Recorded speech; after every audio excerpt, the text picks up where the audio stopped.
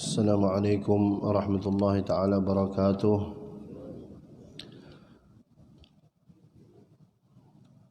Al-Fatihah.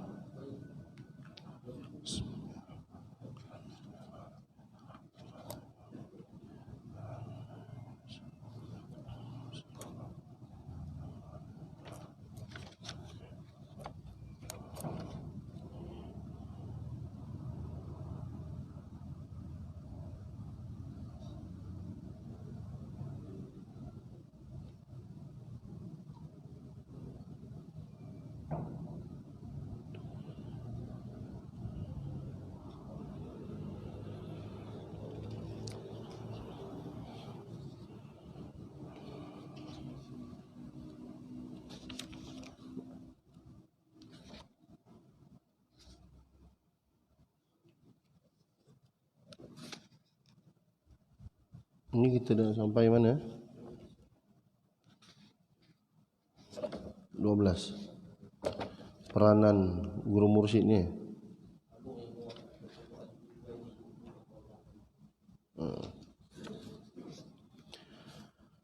Bismillahirrahmanirrahim. Alhamdulillahirabbil alamin wa bihi nasta'in ala umuri dunya waddin.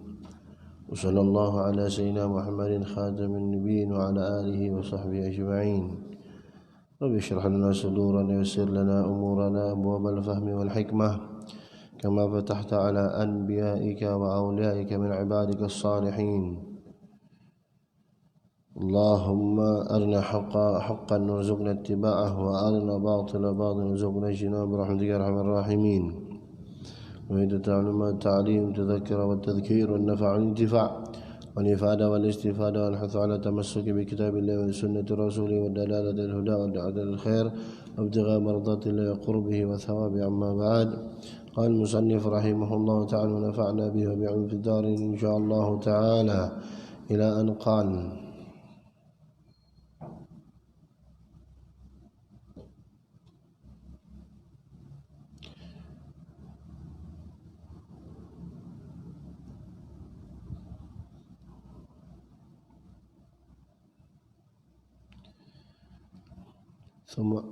ثم أيها الأخ الكريم، إن كان لا بد لك من ولي المرشد إما لينقذك أو لينقلك أو ليسكنك بإذن الله تعالى، فعليك بالعلم عن أمارات الشيخ المرشد، لأن التصوف ابتلاء بكثرة المدعي وقلة أهله. وقد قال الهجويري رحمه الله تعالى: الناس من هذا في درجات ثلاثة. Baik, sungguhnya Al-Hujwairi rahimahullahu ta'ala berkata, wan nasu min hadha fi darajatin thalatha. Sungguhnya manusia dalam keadaan ini, yaitu peringkat sufi ini bagaimana, ataupun diri seseorang ini bagaimana, perjalanan diri dia kepada Allah Subhanahu wa ta'ala. Yang disebutkan yang pertama sufi. Yang pertama sufi. Apa dia sufi? Yang pertama sufi, yang kedua mutasawwif, yang ketiga mutasyabbih. Mutasawwif dan mutasyabbih. Baik, manusia dalam perkara ini adalah berada pada 3 peringkat sahaja: ahli sufi, para mutasawwif, dan orang yang menyerupai ahli tasawuf.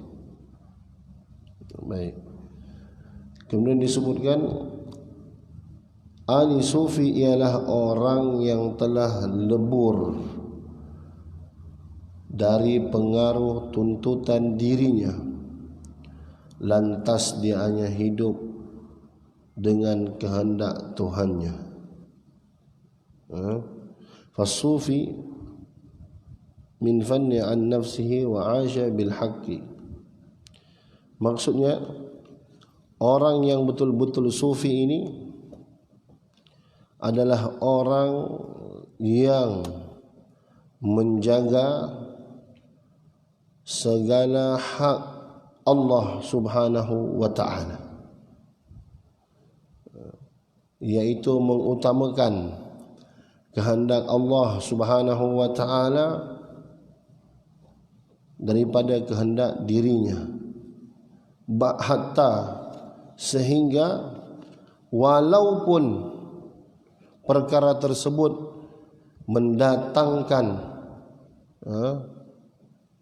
tohmahan ataupun mendatangkan perkara-perkara di mata manusia, perkara itu tidak bagus, perkara itu ganjil, perkara itu sudah tak boleh dipakai lagi. Macam hari inilah, macam hari ini,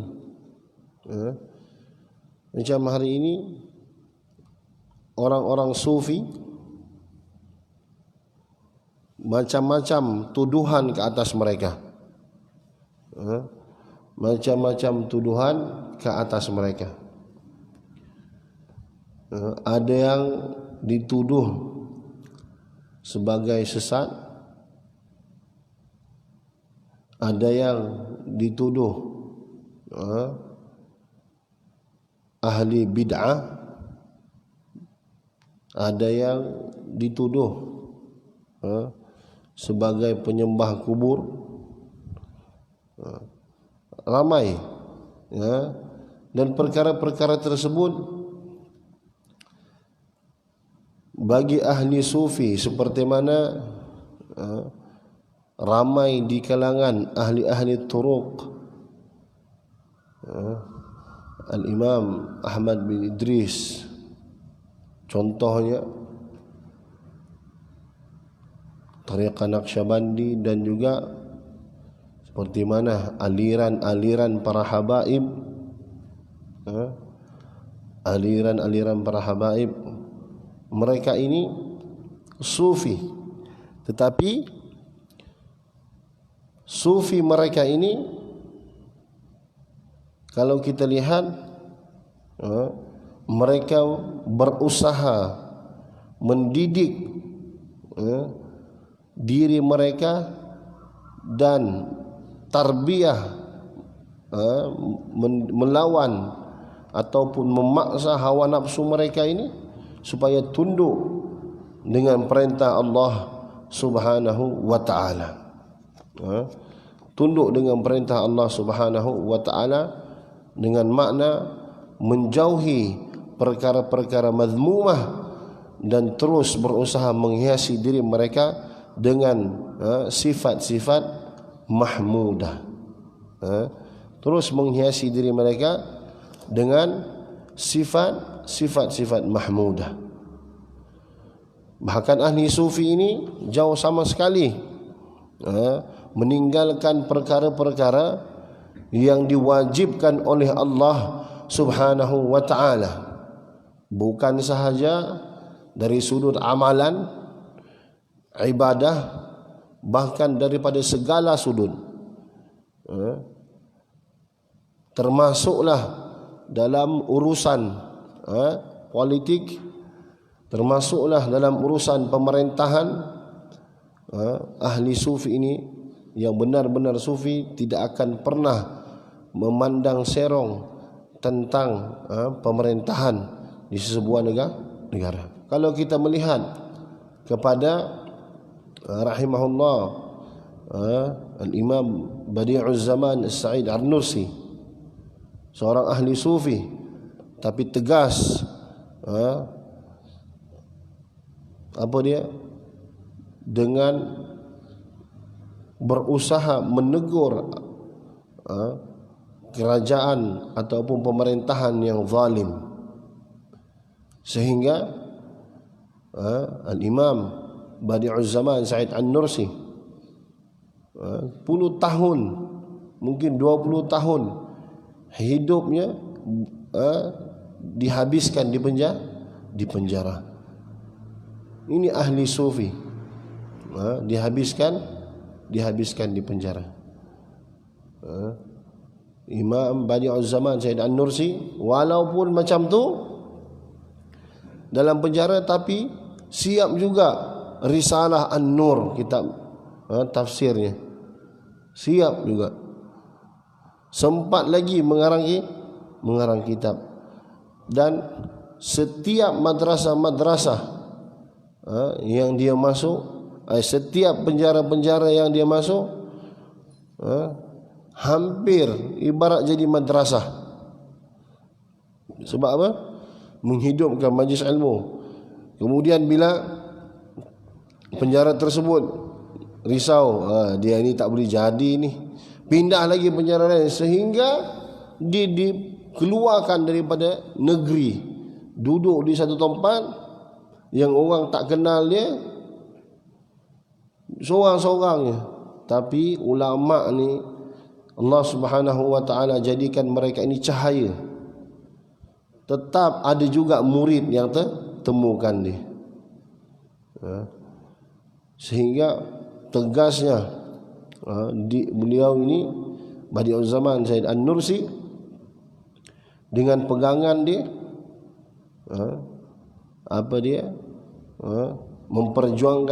berjuang atas agama Allah Subhanahu wa taala, sehingga pakaiannya kekal dalam keadaan memakai sunnah, serbannya, sehingga diperintahkan untuk dia membuka, menanggalkan serbannya.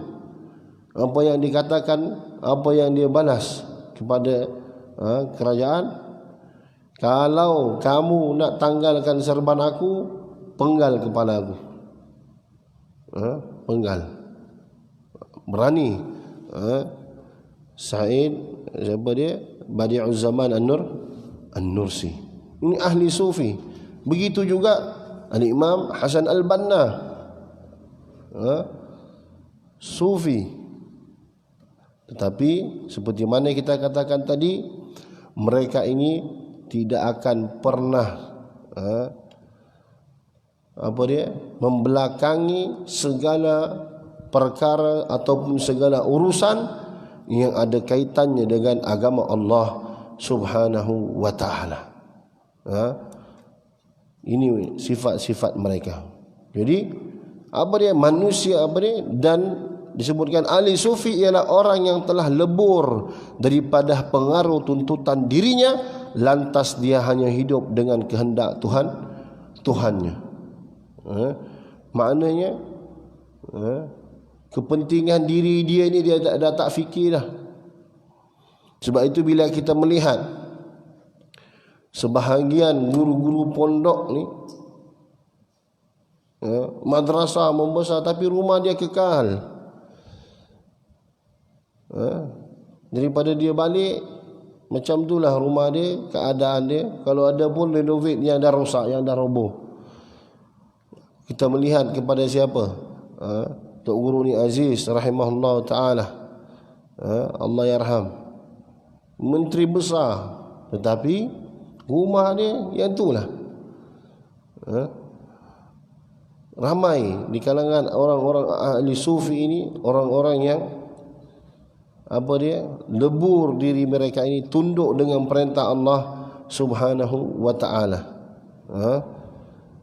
sehingga tidak dunia ini tidak mempengaruhi atas diri mereka dengan makna kegunaan untuk kehendak mereka. Tetapi semuanya itu, walaupun mungkin ada di kalangan ahli sufi orang kaya, tetapi kekayaan mereka ini bukan untuk mereka, tetapi adalah untuk agama Allah Subhanahu wa ta'ala. Seperti kita lihat perjuangan Sayyidah Khadijah, orang kaya, ini isteri Rasulullah SAW. Ini siapa dia? Mereka inilah kita punya ikutan. Sayyidina Abu Bakar As-Siddiq, Sayyidina Abdurrahman bin Auf, Sayyidina Uthman. Ini mereka ini tokoh-tokoh para sahabat. Ini ikutan kita yang dididik oleh Rasulullah sallallahu alaihi wasallam. Jadi kita ini mengikut ajaran guru-guru yang mendidik hawa nafsu. Kenapa dipanggil sebagai ahli sufi? Sebab mereka ini seperti mana Imam Al-Ghazali rahimahullah ta'ala, mereka ini adalah orang yang disebutkan oleh Imam Sya'rawi yang awal-awal dulu, bukanlah disebutkan oleh Imam Sya'rawi. Kalau kita tengok tasawuf,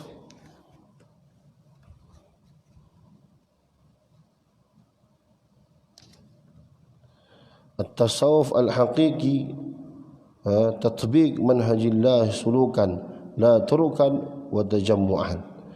Tasawuf yang sebenar ialah melaksanakan peraturan Allah di dalam tingkah laku, bukannya aliran-aliran dan perkumpulan. Ini maknanya manusia yang menjaga amal, yang sentiasa mensucikan diri mereka dengan menghiasi sifat-sifat mahmudah ke dalam diri mereka. Seperti Imam Ghazali, Hujjatul Islam, bukan sebagai ahli sufi saja, tetapi memang ulama Hujjatul Islam. Macam-macam fan ilmunya Imam Al-Ghazali, macam-macam fan, tapi beliau dikenal sebagai ahli sufi. Sebab apa? Betapa sungguh-sungguhnya mendidik hawa nafsu ini, menundukkan hawa nafsu, mengikut perintah Allah Subhanahu wa ta'ala. Baik.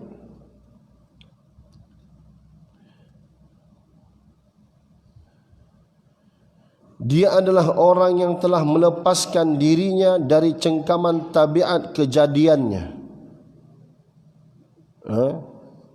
Itu ahli sufi. Dan telah dapat berhubung dengan hakikat bagi segala yang hakikat ada. Ini orang-orang yang tak belajar, yang tak ada bimbingan guru betul-betul tentang cerita hakikat ni ramai. Banyak bercerita pasal hakikat-hakikat ni. Tetapi apa yang dimaksudkan di sini iaitu kenal diri ini adalah hamba Allah Subhanahu wa ta'ala. Apa dia? Wa ma khalaqatul jin wal ins illa liya'budun. Kenal diri dia adalah hamba Allah Subhanahu wa ta'ala. Maknanya orang sufi ni, dia pun orang yang alim, belajar. Dia bukan lepas taubat sebulan dah jadi ahli sufi terus. Bukan. Jadi apa dia? Melepaskan diri dari cengkaman tabiat kejadiannya. Maknanya tabiat diri manusia ni macam mana? Tabiat diri manusia ini yang selalu dipengaruhi oleh nafsu ammarah dan selalu dipengaruhi oleh bisikan-bisikan syaitan iblis. Tetapi semua tersebut berjaya ditepis kerana yang di hadapannya siapa dia? Yang menciptanya Allah Subhanahu wa ta'ala. Sebab itu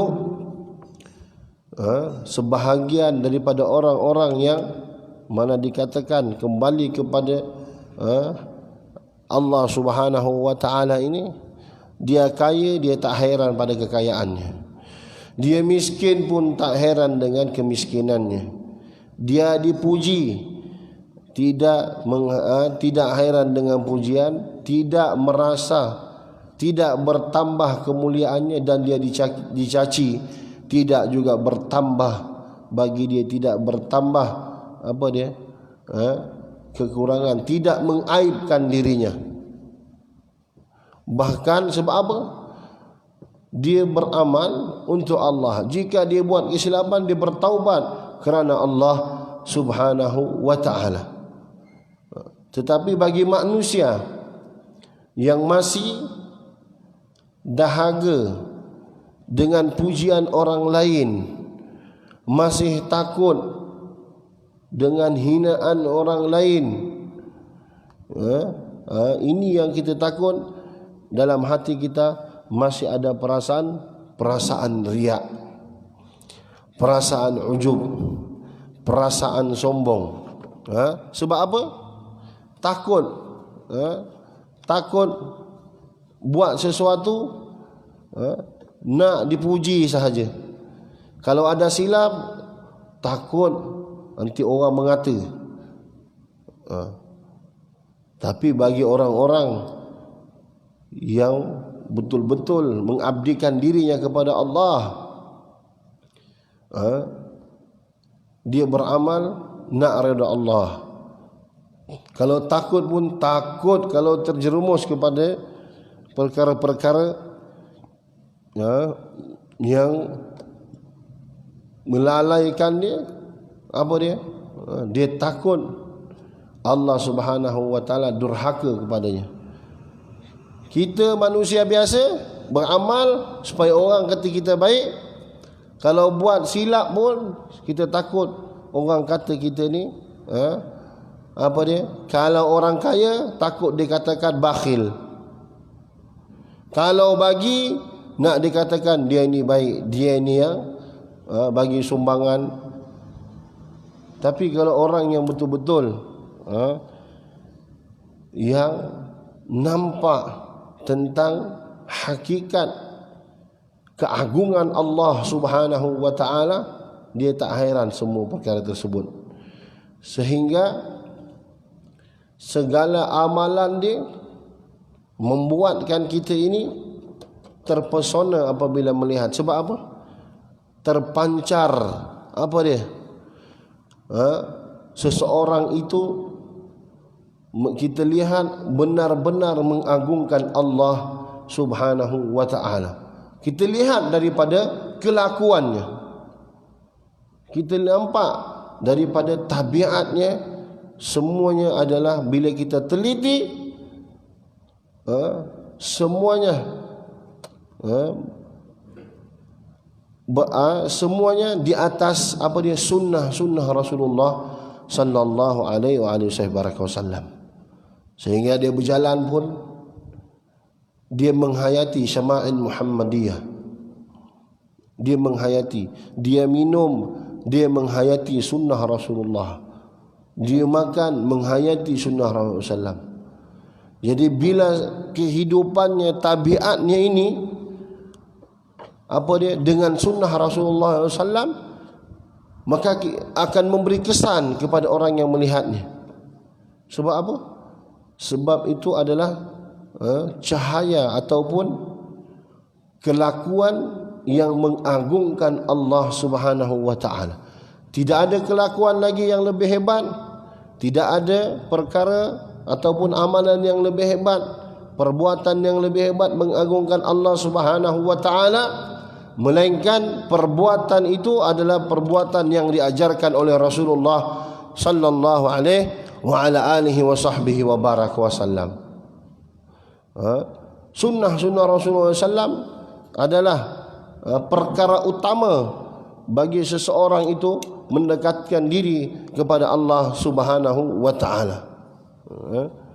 Jadi tabiatnya bukan tabiat ikut sunnah, tetapi masih dikuasai nafsu. Ikut sunnah tetapi masih lagi memandang perkara, masih lagi dikuasai dengan riak. Tetapi walau demikian perkara itu adalah baik.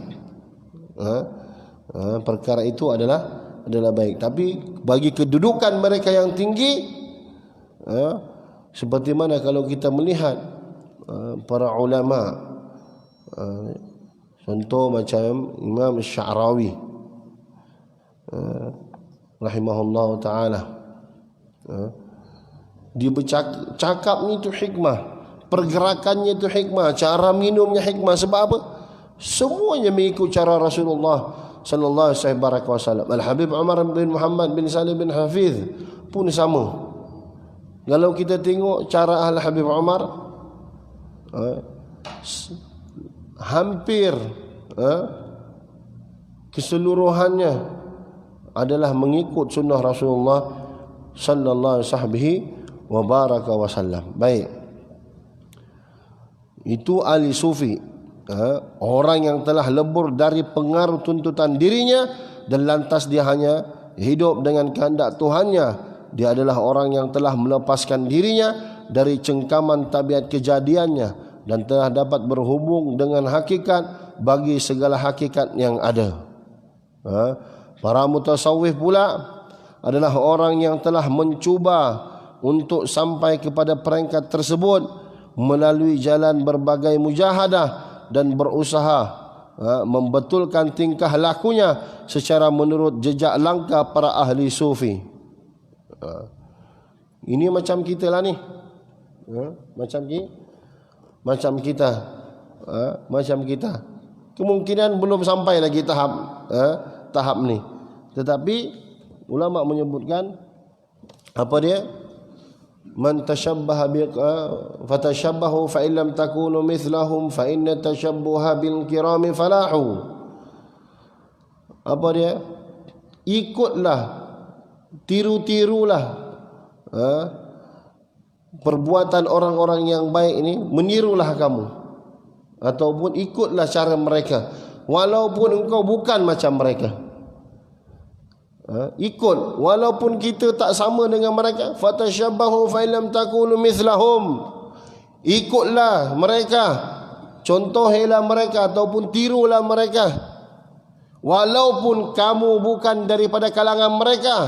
Fa inna tashabbuha bil kirami falahu, kerana kita mengikuti orang-orang seperti ini, iaitu fa inna tashabbuha bil kirami, kerana kita mengikuti, menyerupai perbuatan orang-orang yang mulia ini, maknanya orang-orang yang saleh, orang-orang yang sufi, orang-orang yang bertakwa, falahu, akan membawa kejayaan kepada kita. Fatashabbahu fa in lam takunu mithlahum fa inna tashabbuha bil kirami falahu. Tapi kunci dia ini kat mana? Cinta akan mereka. Barulah mudah untuk kita mengikuti mereka. Sebab apa? Al-muhibba liman yuhibbu muti'u. Orang yang dicintai bagi orang yang mencintai yang dicintainya, muti'u, dia mesti mengikutinya. Jadi kita kena cinta ulama, kita kena cinta orang-orang yang bertakwa, kita kena cinta orang-orang saleh, barulah kita ikut mereka. Kalau kita tak cinta, mana kita nak ikut? Kita tak akan ikut. Kalau kita cinta Rasulullah, kita berusaha ikut sedikit demi sedikit sunnah Rasulullah SAW. Kalau kita cinta ulama, kita ikut bimbingan ulama tersebut. Sebab itu dalam kita ingin mendapatkan ilmu, selain daripada kita menada kitab, kita juga melihat perilaku mereka. Sebab apa? Perilaku mereka ini, adab mereka ini adalah ilmu. Ilmu. Sebab itu disebutkan ahwal dengan aqwal, ahwal lebih berkesan untuk diri seseorang. Sebab apa? Ahwal ini adalah tatbiq. Ahwal adalah tatbiq. Ahwal ini adalah tatbiq, maknanya praktikal. Dia dah buat, dia dah beramal. Maknanya ilmu yang kita nampak terus perbuatannya. Kalau bercakap ni mungkin bercakap, tapi kita tak ada contoh lah, belum ada contoh. Tetapi bila ulama kita perhatikan ahwal mereka, itu ilmu dan contoh. Terus praktikalnya terus di depan mata kita. Dia bercakap pasal solat duha. Bila dia datang, bila dia adalah kita duduk dengan dia, kita tengok dia orang yang sangat jaga solat duha. Bila dia cerita pasal kelebihan tahajud, bila kita duduk dengan dia, dia ini adalah orang yang sangat jaga tahajud. Seperti mana saya selalu ikut para habaib ni, para ulama, duduk khidmat dengan mereka. Masya Allah. Kita yang tidur awal pun bangun lambat. Macam Al-Habib Umar ni pukul 2 dah bangun. Buat apa? Baca Al-Quran.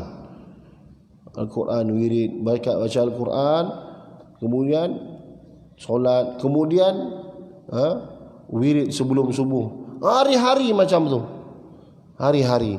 Dalam keadaan kita ni belajar, tak ada pun sesibuk Habib Umar. Kan? Tak ada pun sesibuk guru-guru. Tapi lambat juga bangun. Kita khidmat darah Habib yang datang ke Malaysia. Orang ingatkan kita khidmat ni, senang duduk satu kereta dengan Habib. Tak ada. Kita duduk dalam tu diam je. Habib ni baca Al-Quran. Yang hafal Quran terus je. Atau pemula Quran, tak dapat bawa mushaf, handphone. Kita handphone dalam kereta tengok WhatsApp, dengar lagu, macam-macam dengan FB. Tapi diorang, apa yang mereka buat? Baca Al-Quran, mengulang Al-Quran sepanjang perjalanan. Kemudian kalau tak baca Al-Quran, tanya, ada kitab? Ada Habib, baca kitab. Sampai saya tak sedar, dari Melaka tiba-tiba sampai KL. Sebab apa? Baca kitab Ihya Ulumuddin dengan Habib. Baca kitab, baca. Sampai KL lah. Kemudian kalau contoh keluar tak sempat solat duha dekat bilik ataupun di tempat penginapan, keluar terus solat duha dalam kereta, sepanjang solat duha. Malam sibuk dengan majlis, orang dia nak solat witir pun tak sempat. Orang datang bersalam, naik kereta solat witir dalam kereta. Macam tu kehidupan mereka. Jadi bagus kita tengok orang, Masya Allah, ilmu. Sebab apa amalan mereka tersebut? Iaitu sentiasa di dalam keadaan berusaha mentaati Allah Subhanahu wa ta'ala. Bahkan dah jadi tabiat kehidupan mereka. Kalau dorang buat kalau terjerumus ataupun tersilap, mereka ini sangat tak biasa dengan kemaksiatan. Rasa ganjil kalau terbuat maksiat, rasa buat dosa besar lah walaupun dosa kecil. Tapi kita rasa pelik bila dapat solat duha, bila dapat jaga solat jemaah. Pelik dia macam mana? Yang pertama, tak cakap Alhamdulillah, tapi mungkin aku ni Allah nak angkat makam ni. Baru solat duha ataupun baru dapat solat jemaah. Tapi mereka ini solat jemaah tu dah macam wajib. Kalau dalam ahli rumah tu dah solat pun, kalau contoh ada seorang lagi belum solat, mesti dia minta seorang teman dia juga untuk solat. Tak nak tinggal solat berjemaah. Tak nak tinggal solat berjemaah. Contoh macam saya khidmat, Habib baru sampai, dia seorang. Dia tanya, dah solat belum? Dah. Dia belum solat. Okey, kau solat dengan aku, kau niat qada. Nak jaga solat jemaah ni. Jadi sehingga sebahagian mereka ini 50 tahun, 30 tahun tak pernah tinggal solat jemaah. Tak pernah tinggal solat jemaah. Kita nak solat jemaah, ya Allah, macam-macam alasan. Sibuklah, ada urusan kat luar lagi lah. Macam-macam. Yang bahkan duduk dalam madrasah pun kadang-kadang kita macam tu. Tak apa, belajar solat dulu. Belajar solat dulu. Dia bukan buat apa pun. Tapi itulah masalah kita. Terlalu tidak menganggap sunnah tersebut besar bagi diri kita. Tapi ala kulli hal kita berusaha. Sebenarnya ada mujahadah kita dekat situ. Mudah-mudahan falah, mudah-mudahan kita berjaya. Sebab apa? Wa man tashabba biqaumin fahuwa minhum. Siapa yang berusaha menyerupai, mengikuti sesuatu kaum itu, insya-Allah mereka itu akan bersama kaum tersebut. Baik. Kemudian manakala orang yang menyerupai ahli tasawuf pula adalah orang yang meniru gaya ahli tasawuf bagi mendapatkan harta dan kekayaan, pengaruh dan keseronokan dunia wal hal, tidak ada langsung pada pengetahuan yang sebenar tentang ahli tasawuf dan bidang tasawuf. Ini yang kita takut. Dan ramai pada hari ini macam ni. Sufi, kononnya ahli tasawuf, buat tasawuf sendiri, wali'adzubillah, mengada-ngadakan amalan. Nasallallahu salamah wal afiyah. Tujuan dia apa? Supaya orang hormat dia, mengumpulkan kekayaan. Ini awal-awal lagi dah gagal dah. Sebab apa? Tujuan dia bukan mengutamakan Allah, tapi luarannya sahaja. Kononnya mentaati Allah, kononnya mengagungkan Allah, tetapi hakikatnya dia mengagungkan hawa nafsunya. Dia tidak melihat kepentingan agama pun bagi diri dia. Yang penting macam mana dia dapat kekayaan. Tak ada keutamaan pun bagi dirinya untuk mendidik umat. Tetapi apa yang dia inginkan, janji puas hati. Janji puas hati. Ini yang kita takut. Tak tahu pun pasal tasawuf ni apa. Bahkan orang yang macam ni tak ada didikan. Kalau dididik pun dia orang yang mukhalafah dengan guru dia. Guru dia cakap A, dia kata B. Suruh buat A, dia buat C. Yang ini yang kita takut.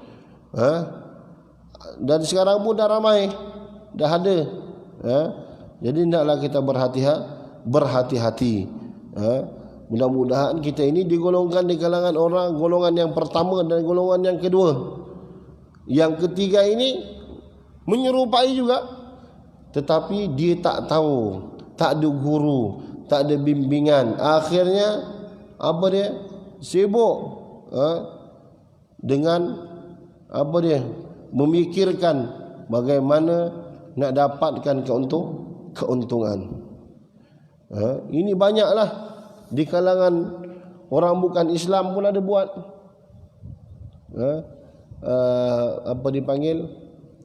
Dipanggil terapi rohani.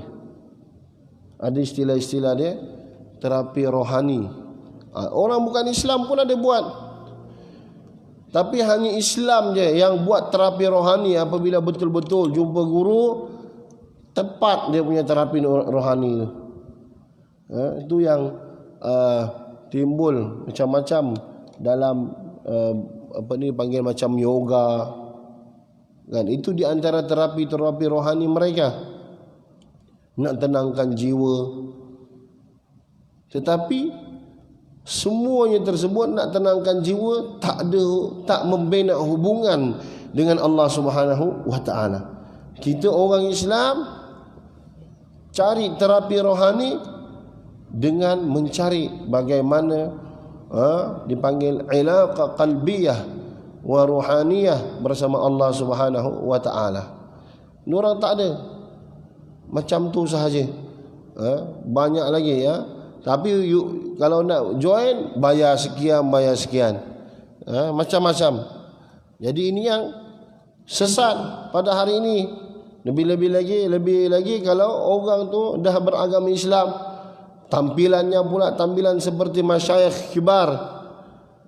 Sebab itu sebahagian para ulama dia melarang kita orang awam, iaitu memakai pakaian sufi untuk dipakai secara umum, maknanya pakaian harian kita. Tetapi kalau kita di rumah atau time kita nak beramal, tak ada masalah. Tetapi untuk di luar sana, kena hati-hati. Sebab apa? Ahwal kita ni tak cukup kuat menggambarkan kita, tak cukup kuat kita ini sebagai ahli sufi. Masih tak cukup kuat. Sebab apa? Kita masih banyak ke pasar lagi. Kita masih banyak jalan ke mall-mall lagi. Kita masih banyak berselfie lagi. Maknanya masih banyak kehidupan bebas kita. Masih banyak. Sebab itu saya mendengar satu,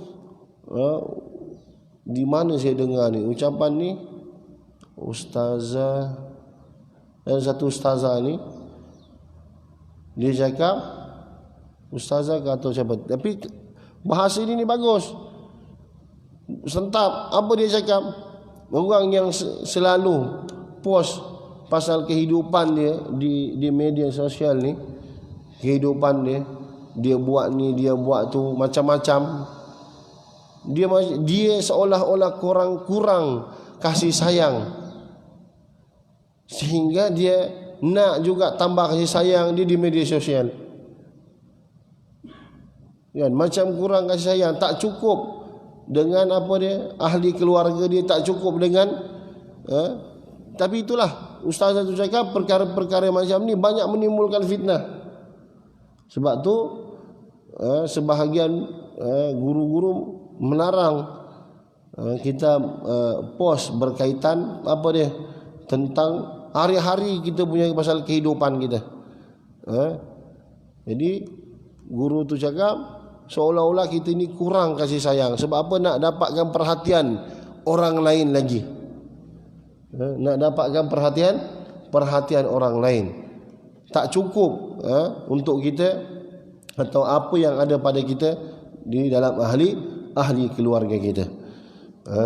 Jadi kita minta kepada Allah Subhanahu wa taala, mudah-mudahan insya-Allah kita digolongkan di kalangan orang-orang yang sufi dan juga ahli mutasawwif, yang betul-betul mengutamakan kehendak Allah Subhanahu wa taala, dan insya-Allah dengan arti kata menjadi orang yang bertakwa di sisi Allah Subhanahu wa taala. Wa ma akramakum 'indallahi atqakum. Tidak ada yang paling mulia, yang paling baik, lebih utama di sisi Allah Subhanahu wa taala melainkan orang-orang yang bertakwa di sisi kamu. Jadi semuanya ini adalah takwa daripada Allah Subhanahu wa taala. Jadi mudah-mudahan Allah menja'alna minal muttaqin. Allahumma rzuqna haqiqatil iman wa haqiqatit tauhid. Allahumma faqihna fid din wa 'allimna ta'wil. Allahumma ya muqallibal qulub wal absar, thabbit qulubana 'ala dinika wa ta'atik. Allahumma inna nas'aluka hubbak wa hubba man yuhibbuka, hubba 'amalan yuqarribuna ila hubbik. Allahumma ati nafsana taqwa zakkaha wa anta khairu man zakkaha, anta waliyuha wa maulaha. Allahumma inna nas'aluka ridhaka wal jannah wa na'udzubika min sakhatika wan nar. Allahumma inna ala dzikrika wa syukrika husna ibadatik. Rabbana zalamna anfusana wa lam taghfir lana wa tarhamna lanakunanna minal khasirin. Rabbana la tuzigh qulubana ba'da idh hadaytana wa hab lana min ladunka rahmatan innaka antal wahhab. ربنا هب لنا من أزواجنا وذرياتنا قرة أعين واجعلنا للمتقين إماما. اللهم اغفر لنا ذنوبنا ولوالدينا وارحمهما كما ربونا صغارا، ولجميع المسلمين والمسلمات والمؤمنين والمؤمنات الأحياء منهم والأموات برحمتك يا أرحم الراحمين. ربنا آتنا في الدنيا حسنة وفي الآخرة حسنة وقنا عذاب النار. صلى الله على سيدنا محمد النبي الأمي وعلى آله وصحبه وسلم. Alhamdulillah Rabbil Alamin. Itu sahaja, insyaAllah kita sambung pada minggu yang akan datang ciri-ciri guru yang ciri-ciri yang guru yang mursyid insyaallah. Subhanakallah wa hamdika asyhadu an la ilaha illa anta astaghfiruka wa atubu ilaik. Bismillahirrahmanirrahim. Wal 'ashr innal insana lafi khusr alladziina aamanu wa 'amilus shalihat tawasaw bil haqqi wa tawasaw bis sabr. Alhamdulillahirabbil alamin. Assalamualaikum warahmatullahi taala wabarakatuh.